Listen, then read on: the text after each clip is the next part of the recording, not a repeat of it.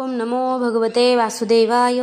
तर आपण श्रीमद भागवत महापुराण पाहत आहोत आणि त्यातील 10व्या स्कंदातील अध्याय 78व्या अध्यायामध्ये दंतवक्त्र आणि विदुरथाचा उद्धार व तीर्थयात्रेमध्ये बलरामांच्या हातून सुताचा वध पाहणार आहोत.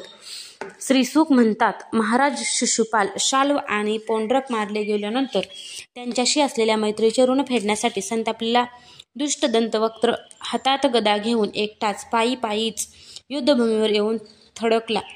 तो इतका शक्तिमान होता की त्याच्या चालण्याने जमीन हादरत होती. श्रीकृष्णांनी त्याला अशा प्रकारे येताना पाहून ताबडतोब हातात गदा घेऊन रथातून खाली उडी मारली आणि किनाऱ्याने समुद्राला अडवावे तसे त्याला अडवले.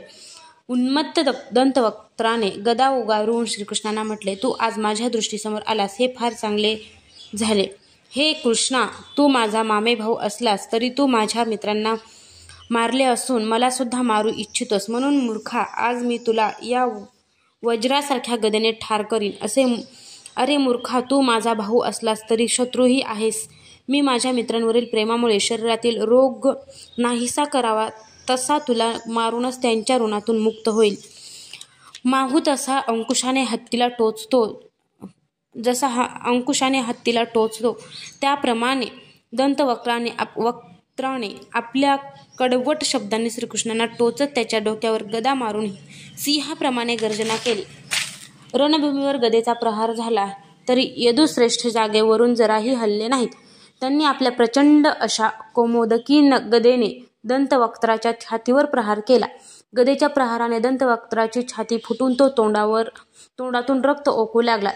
त्याचे केस विखुरले, हात-पाय पसरले गेले. तो निष्प्राण होऊन जमिनीवर कोसळला. परीक्षिता, शिशुपालाच्या मृत्यूच्या वेळी जसे झाले होते तसेच सर्वांच्या देखतच दंतवक्त्राच्या मृत शरीरातून एक अत्यंत सूक्ष्म आश्चर्यकारक ज्योत बाहेर पडून श्रीकृष्णामध्ये सामावून गेली. त्याचा भाऊ विदुरथ भावाच्या मृत्यूने शोकाकुल झाला. तो क्रोधाने सुस्कारे टाकीत हातात ढाल तलवार घेऊन श्रीकृष्णांना मारण्यासाठी आला. राजेंद्रा, तो चाल करून येत असलेला पाहून श्रीकृष्णांनी तीक्ष्ण धार असलेल्या चक्राने किरीट कुंडले असलेले त्याचे डोके उडविले. अशा प्रकारे ज्यांना मारणे दुसऱ्या कोणालाही अशक्य होते त्या शाल्व, त्याचे सौभ नावाचे विमान, दंतवक्त्र आणि विदुरथ यांना मारून श्रीकृष्णांनी सुशोभित द्वारकेत प्रवेश केला. त्यावेळी देव, माणसे, मुनी, सिद्ध, गंधर्व, विद्याधर, महानाग व पितर त्यांची स्तुती करीत होते. तसेच अप्सरा, यक्ष, किन्नर, चारण त्यांच्यावर पुष्पवर्षाव करीत त्यांच्या विजयाचे गायन करीत होते. त्यावेळी वृष्णी वंशी यादव वीर त्यांच्याबरोबर चालले होते. योगेश्वर जगदीश्वर भगवान श्रीकृष्ण अशा लीला करीत असता सदोदित विजयी होत असले तरी अविवेकी लोकांना पराजित झाल्यासारखे वाटतात. बलरामांनी जेव्हा ऐकले की कौरव पांडवांशी युद्ध करण्याची तयारी करीत आहेत तेव्हा तटस्थ राहण्याच्या इच्छेने तीर्थयात्रेचा बहाणा करून ते द्वारकेतून बाहेर पडले.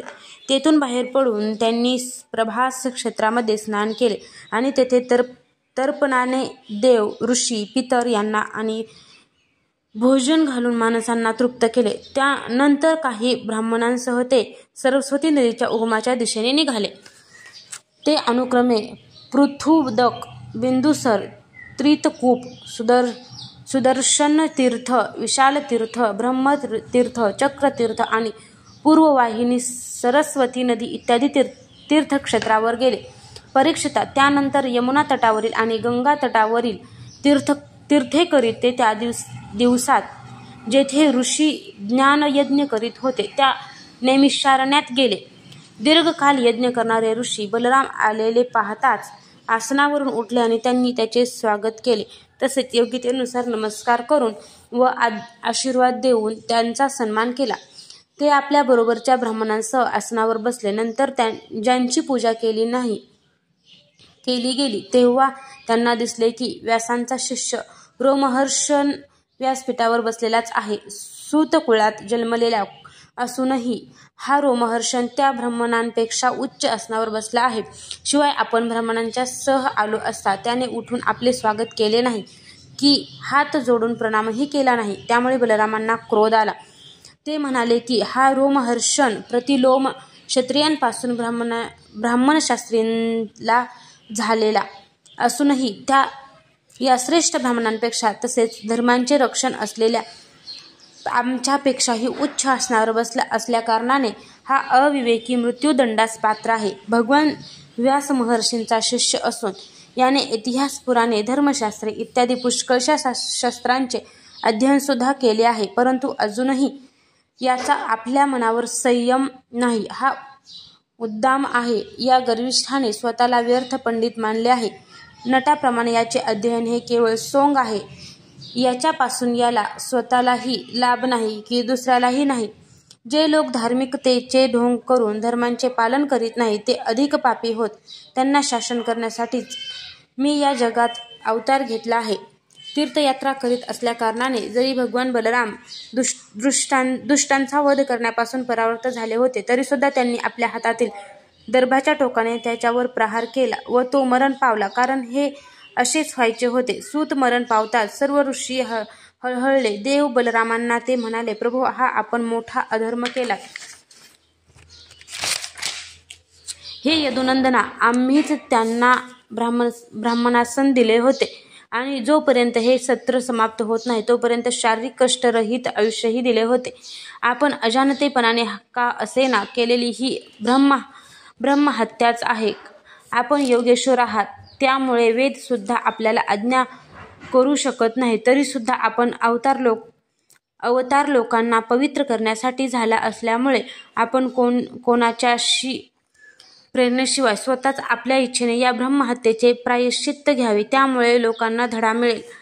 श्री बलराम म्हणाले, लोकांपुढे आदर्श ठेवण्याची कृपा करण्यासाठी या ब्रह्महत्येसाठी मी प्रायश्चित्त घेईन. म्हणून यासाठी प्रथम श्रेणीचे प्रायश्चित्त आपण मला सांगावे. या सुताला आणि आपण दीर्घायुष्य, बल, इंद्रियांची शक्ती इत्यादी जे काही देऊ इच्छिता ते मला सांगा.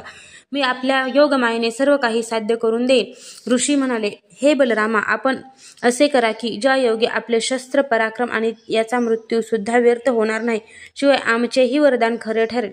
श्री बलराम म्हणाले, ऋषींनो, वेदवचन असे आहे की आत्माच पुत्राच्या रूपाने जन्म घेतो.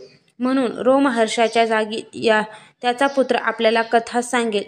तसेच त्याला दीर्घायुष्य, इंद्रियांची शक्ती आणि बल प्राप्त होईल. ऋषींनो, याखेरीस आपण जे काही इच्छित असाल ते मला सांगा. मी आपली इच्छा पूर्ण करीन. अजाणतेपणाने माझ्या हातून जो अपराध घडला आहे त्याचे प्रायश्चित्त आपण विचार करून मला सांगावे, कारण आपण ज्ञानी आहात. ऋषी म्हणाले, बलवल नावाचा इल्वलाचा पुत्र एक भयंकर दानव आहे. तो प्रत्येक पर्वकाळी येथे येऊन आमचे सत्र दूषित करतो. हे यदुनंदना, तो येथे येऊन रक्त, विष्ठा, मूत्र, दारू आणि मांस टाकू लागतो. त्या पाप्याला आपण मारा.